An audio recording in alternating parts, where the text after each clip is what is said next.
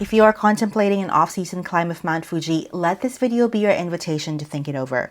Why? Just last week, 4 bodies were found in the mountain and it made the headlines. So let's delve into what happened.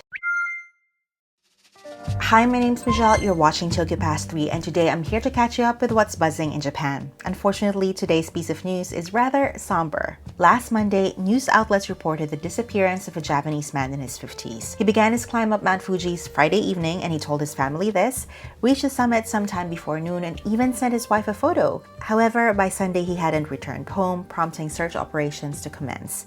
His last known location was near the crater. By Thursday, June 27, search teams discovered not one, but 3 bodies near the crater, all in separate locations.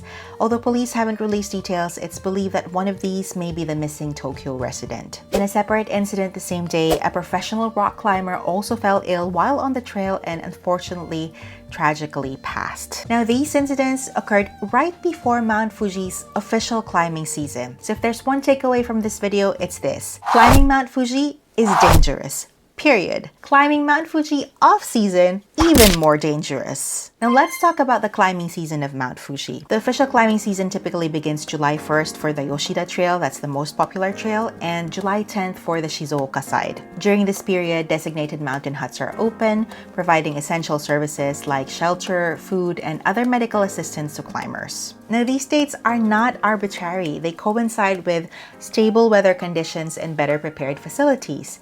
Mount Fuji is notorious for its unstable, unpredictable weather patterns even during climbing season. So off-season, these risks escalate significantly. Attempting the climb before or after the official season means you'll encounter harsher weather, reduced access to facilities, and the terrain can also be dangerous because of lingering snow and ice, posing risks even to experienced climbers. Now, you might be wondering, with all these risks, why do people attempt to climb Mount Fuji off-season? The reality is, if you're on the Yoshida Trail, which is the most popular one, it feels less like a hike and more like a procession. So that feeling of being one with nature during a hike, it's more like being one person in a moving crowd. And that sea of clouds you're supposed to see at the summit, it's more like a sea of heads looking at the same thing. So with that in mind, I can't really blame people for wanting to climb Mount Fuji off-season. Just to give you a better idea of how dangerous the mountain can be, basically somebody dies on Mount Fuji each year. Last year, that number was 7. The most common causes are altitude sickness leading to heart attacks and falling rocks. Then there's also that incident in 2019 when a live streamer practically filmed his own demise when he climbed the mountain off-season without proper gear and much experience. You can still find the video if you search for it, by the way. It's a horrifying thing to watch. Please be warned. Now, there's one more reason why I'm making this video, and it's actually personal. It's because I've hiked Mount Fuji off-season. But let me make it clear, this was a government-sponsored event that invited tour professionals. We were in a group, and it was a guided hike. And actually, we didn't go to the summit. It was a hike down from the 6th station of Mount Fuji.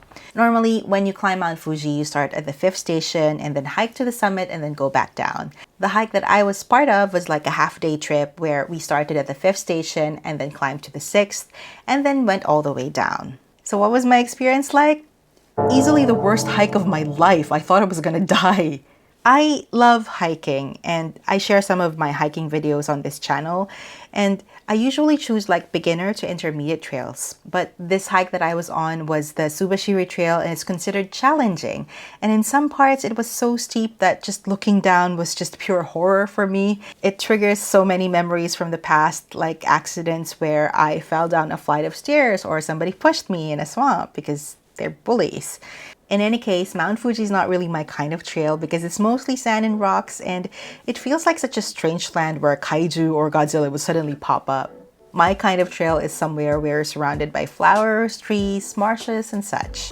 Now, if you're really keen on hiking Mount Fuji off-season, it's not illegal, it's definitely possible, especially if you have the physical fitness, the experience, and the proper gear. You'll also need to inform the police beforehand.